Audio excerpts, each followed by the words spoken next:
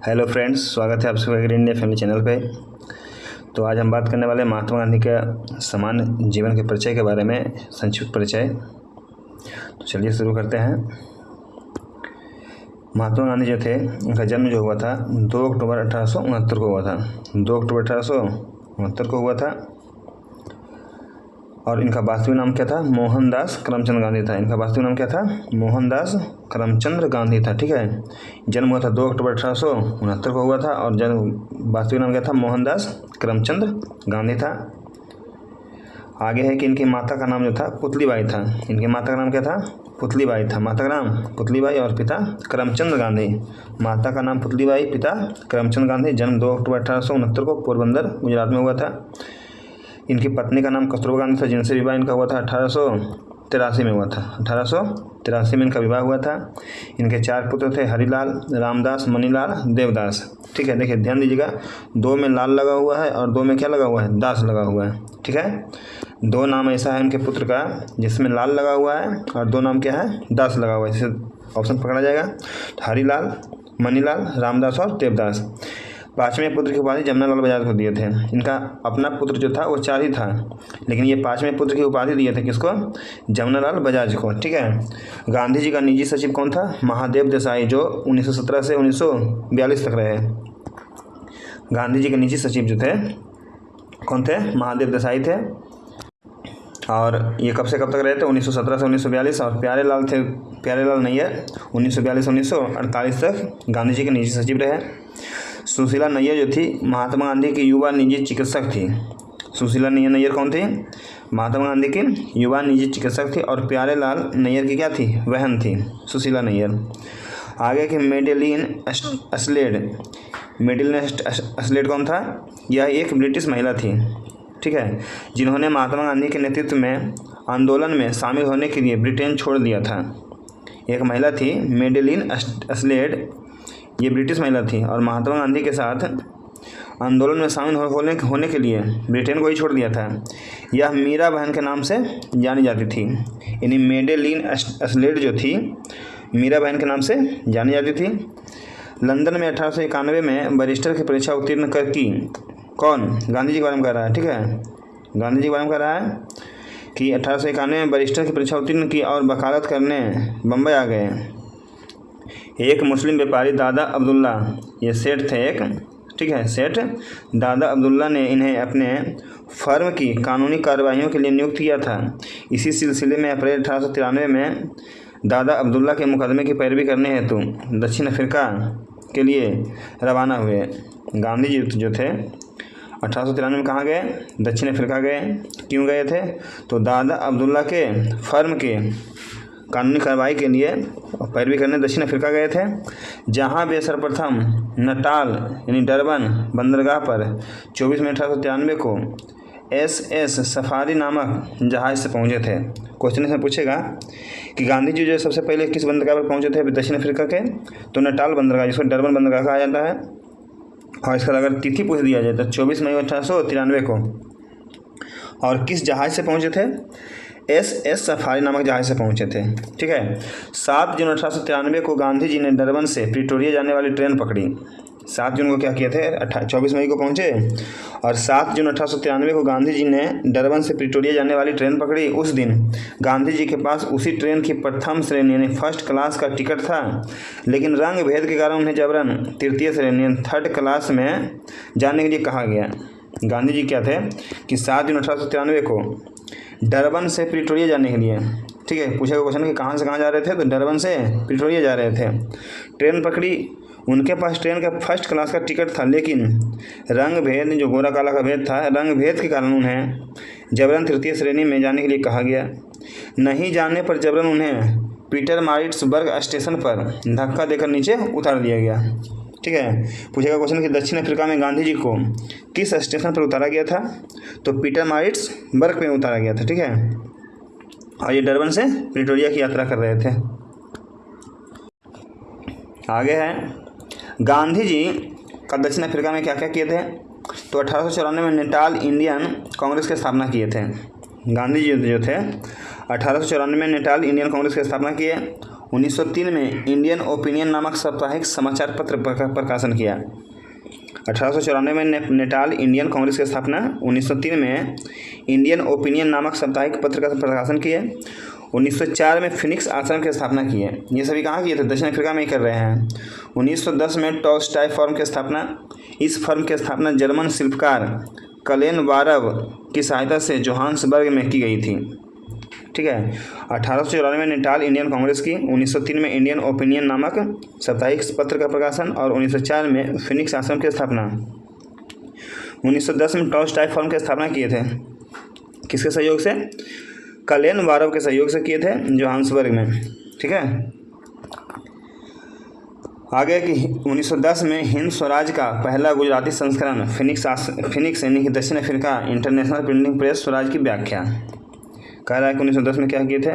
तो हिंद स्वराज का पहला गुजराती संस्करण निकाले थे। फिनिक्स फार्म से ही निकाले थे, फिनिक्स से। ठीक है। इंटरनेशनल प्रिंटिंग प्रेस से, फिनिक्स इंटरनेशनल प्रिंटिंग प्रेस दक्षिण अफ्रीका में है, उसी से निकाले थे और स्वराज की व्याख्या किए थे। लगभग 45 वर्ष की अवस्था में गोखले के अनुरोध पर 9 जनवरी 1915 को गांधी जी दक्षिण अफ्रीका से भारत आ गए। गोपाल कृष्ण गोखले के अनुरोध पर, ठीक है, 9 जनवरी 1915 को गांधी जी कहाँ आ गए? दक्षिण अफ्रीका से भारत वापस आ गए। इसलिए 9 जनवरी को जो है प्रवासी भारतीय दिवस मनाया जाता है। कौन सा दिवस? प्रवासी भारतीय दिवस मनाया जाता है। ठीक है। वापसी के वक्त महात्मा गांधी ने अपने जन्म स्थान काठियावाड़ की पारंपरिक पोशाक पहनकर अरबिया जहाज पर चढ़े। ठीक है। क्वेश्चन पूछेगा कि महात्मा गांधी जो दक्षिण अफ्रीका से वापस आ रहे थे तो अपने जन्म स्थान काठियावाड़ी की पारंपरिक पोशाक पहन लिया और अरबिया जहाज पर चढ़े। इसलिए जब गांधी जी भारत लौटे तो उन्होंने धोती, लंबा कोट, कंधे पर एक असलोट और सिर पर सफ़ेद पगड़ी पहनना शुरू किया। ठीक है। बाद में उन्होंने केवल खादी का आवरण पहनना शुरू कर दिया। गांधी जी ने गोपाल कृष्ण गोखले को अपना राजनीतिक गुरु बनाया। गांधी जी आध्यात्मिक गुरु राम रायचंद भाई थे। ठीक है। गोपाल कृष्ण गोखले को अपना राजनीतिक गुरु बनाया। क्वेश्चन पूछेगा कि गांधी जी के राजनीतिक गुरु कौन थे? तो गोपाल कृष्ण गोखले थे। ठीक है। और आध्यात्मिक गुरु पूछेगा तो रायचंद भाई थे। क्लियर है। गांधी जी के जीवन पर प्रभाव डालने वाले 3 व्यक्ति थे। रायचंद भाई अपने सजीव संपर्क से टॉल्स्टॉय ने बैकुंठ तेरे हृदय में नामक अपनी पुस्तक से और रस्किन ने अनटू दिस लास्ट नामक पुस्तक से। ये 3 चीज़ था इनके पास। प्रथम विश्व युद्ध के दौरान लोगों को सेना में भर्ती होने के लिए प्रोत्साहित करने के कारण कुछ लोग उन्हें भर्ती करने वाला क्या कहने लगा? सार्जेंट कहने लगा। भर्ती करने वाला सार्जेंट मतलब दरोगा होता है, तो भर्ती करने वाला दरोगा कहने लगा गांधी जी को। ठीक है।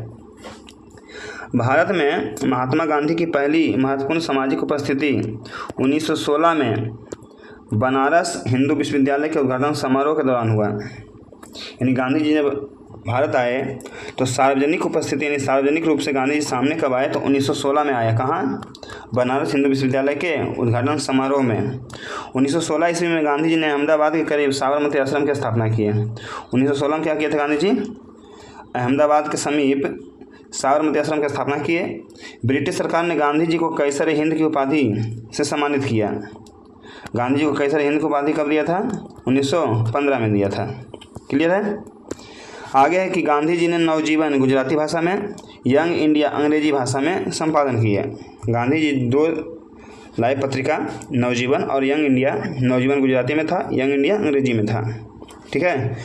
हरिजन पत्र का प्रकाशन 1933 में प्रारंभ किया। गांधी जी की आत्मकथा the story of my experiment with truth. ठीक है। गांधी जी का आत्मकथा कौन सा है? तो the story of my experiments with truth. ये किस भाषा में लिखा गया? ये भी क्वेश्चन पूछता है। तो ये मूलतः गुजराती भाषा में है। कौन भाषा में है? गुजराती भाषा में है। आगे है कि गांधी जी का प्रिय भजन वैष्णव जन को तैनू कहिए की रचना नरसिंह मेहता ने किया था। किसने किया था? तो नरसिंह मेहता ने किया था। आगे है गांधी जी के नेतृत्व में हुए प्रथम 3 संघर्ष चंपारण सत्याग्रह 1917, अहमदाबाद मिल मजदूर हड़ताल 1918 और खेड़ा सत्याग्रह 1918 में हुआ था।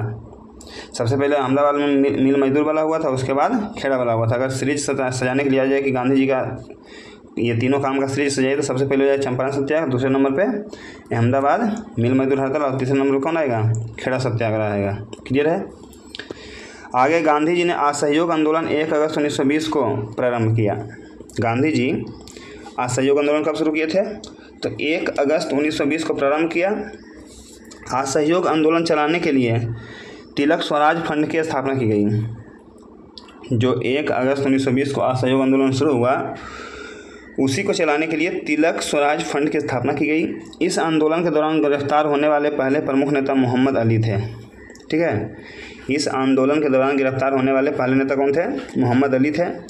असहयोग आंदोलन शुरू करने से पहले गांधी जी ने ब्रिटिश सरकार द्वारा प्रथम विश्व युद्ध में सहयोग के बदले में अंग्रेजों द्वारा दी गई कैसर हिंद की उपाधि वापस कर दी।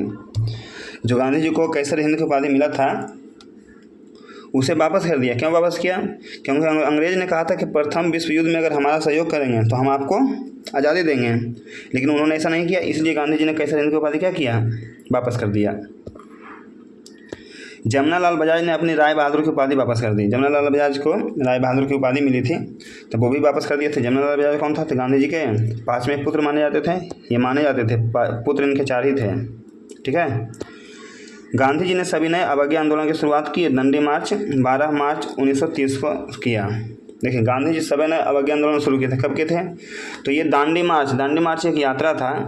ठीक है, जो 12 मार्च को शुरू होकर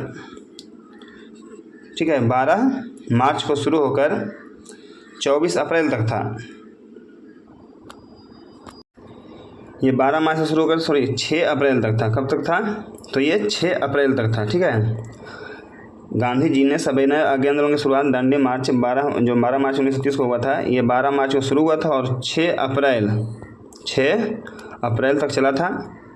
ठीक है, आगे कि 15 अगस्त 1947 के दिन गांधी जी ने नोआखली बंगाल में थे। 15 अगस्त 1947 के दिन गांधी जी कहाँ थे, तो नोआखली बंगाल में थे। नहीं पूछेगा कि जब हमारा देश आज़ाद हुआ था उसमें गांधी जी कहाँ थे, तो बंगाल में थे। कहाँ, नोआखली में थे। ठीक है, गांधी जी की हत्या 30 जनवरी 1948 को दिल्ली के बिरला भवन में नाथूराम गोडसे ने कर दी। ये एक प्रार्थना सभा था। ठीक है, ये क्या था, एक प्रार्थना सभा था। इसी में गांधी जी प्रार्थना करके जब निकल रहे थे उसी समय नाथूराम गोडसे ने क्या किया, गोली मारकर हत्या कर दी 30 जनवरी 1948 को।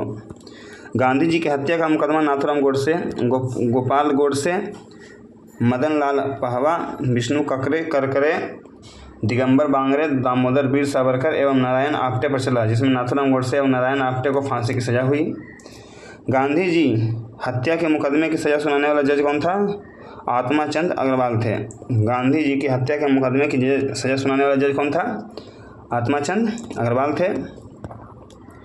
भारत का एकमात्र समाचार पत्र हिंदू जिसने गांधी जी की हत्या का समाचार को पहले पन्ने पर स्थान नहीं दिया, क्योंकि उन दिनों हिंदू के पहले पन्ने पर केवल विज्ञापन आता था।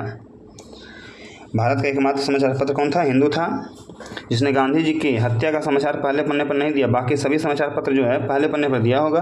ठीक है, क्योंकि उन दिनों हिंदू के पहले पन्ने पर क्या आता था, केवल विज्ञापन आता था। 2 अक्टूबर 2005 को दक्षिण अफ्रीका के पीटर मारिट्सबर्ग स्टेशन पर, जहां गांधी जी को उतारा गया था, गांधी जी की प्रतिमा लगाई गई है। ठीक है, तो ये गांधी जी का संक्षिप्त परिचय था।